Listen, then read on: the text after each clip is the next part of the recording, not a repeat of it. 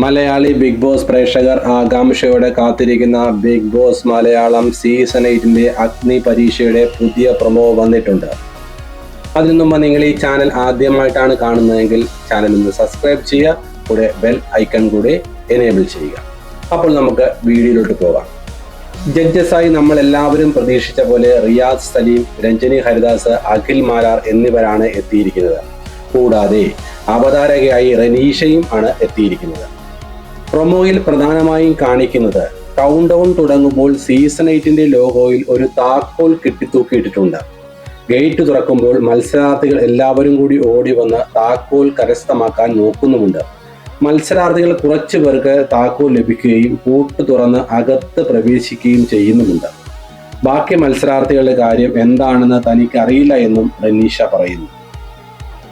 വളരെ ആവേശകരമായ മത്സരമായിരിക്കും അഗ്നിപരീക്ഷ എന്നത് ഈ പ്രൊമോയിലൂടെ നമുക്ക് വ്യക്തമാക്കി തന്നിട്ടുണ്ട് അണിയറ പ്രവർത്തകർ.